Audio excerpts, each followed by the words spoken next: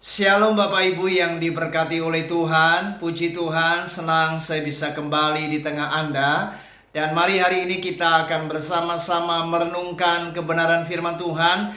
Tema yang akan saya sampaikan di dalam renungan singkat di hari ini adalah orang Kristen kok sungkan. Mari kita akan memperhatikan sebuah ayat yang terdapat di dalam kitab Daniel pasal yang pertama, ayat yang ke-8. Demikian bunyi kebenaran firman Tuhan.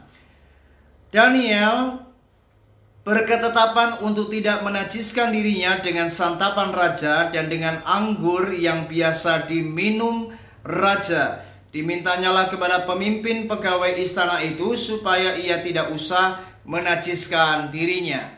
Saudara, Daniel adalah merupakan salah satu dari sekian anak muda dan beberapa orang Yahudi tentunya, di mana pada waktu itu mereka adalah tawanan yang berada di negeri Babel. Kita tahu saudara, Babel adalah negeri kafir. Babel adalah negeri yang sangat syarat dengan penyembahan berhala.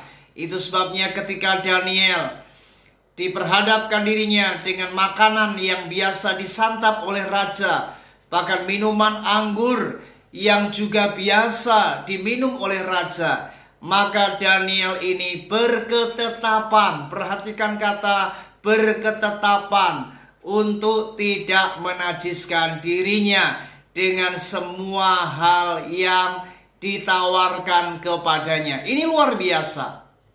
Saudara, ini menjadi sebuah contoh bagi setiap kita.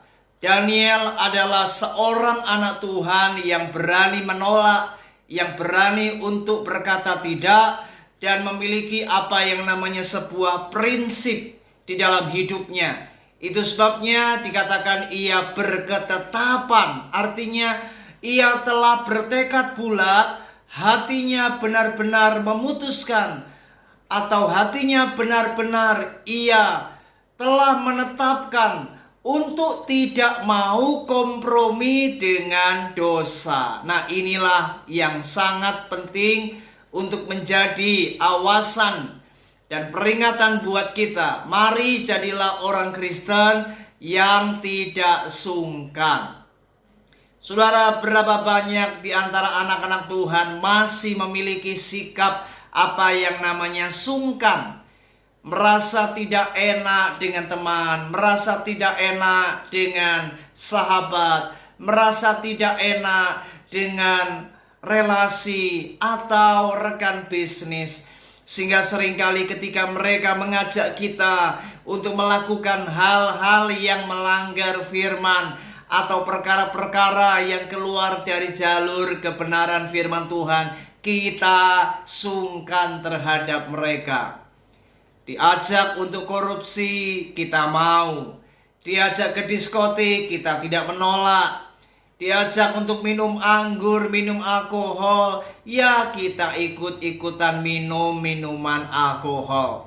Diajak untuk ke karaoke, kita ikut juga ke tempat-tempat night club dan tempat-tempat yang syarat dengan pesta pora, kemabukan, dan kesenangan duniawi. Saudara, bagaimana jika kita ini sebagai anak Tuhan, tetapi kita tidak berani untuk menyatakan kebenaran? Kita tidak berani untuk menyatakan sikap. Dengar baik-baik saudara, kekristenan itu mengajar kita untuk kita berani bayar harga. Orang yang berani bayar harga, maka ia tidak peduli untuk mengambil sebuah risiko. Jika ia ditolak, jika mungkin ia dicemooh, jika mungkin ia tidak dianggap sekalipun, orang Kristen itu harus berani bayar harga. Itu sebabnya jangan kita ini menjadi orang Kristen yang sering sungkan. Karena kalau kita sungkan saudara, maka hati-hati, kita bisa kemudian menjadi orang-orang yang akhirnya kompromi dengan kejahatan, kompromi dengan dosa, kompromi dengan perkara-perkara yang melanggar firman Allah. Itu sebabnya mari di hari ini, jadilah orang Kristen yang punya prinsip, punya ketetapan hati seperti Daniel, berani menolak, berani berkata tidak, berani bayar harga. Itulah yang namanya kekristenan.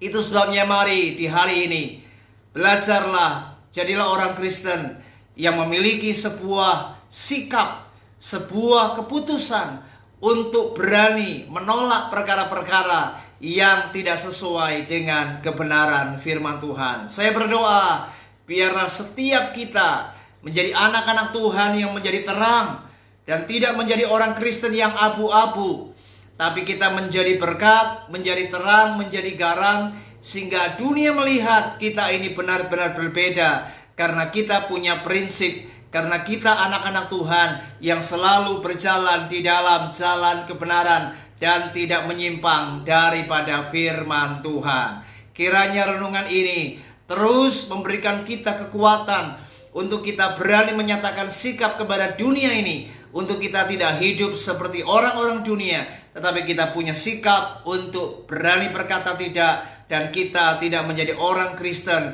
yang sungkan terhadap orang-orang yang melanggar kebenaran firman Tuhan. Kiranya renungan ini memberkati kita semua. Shalom.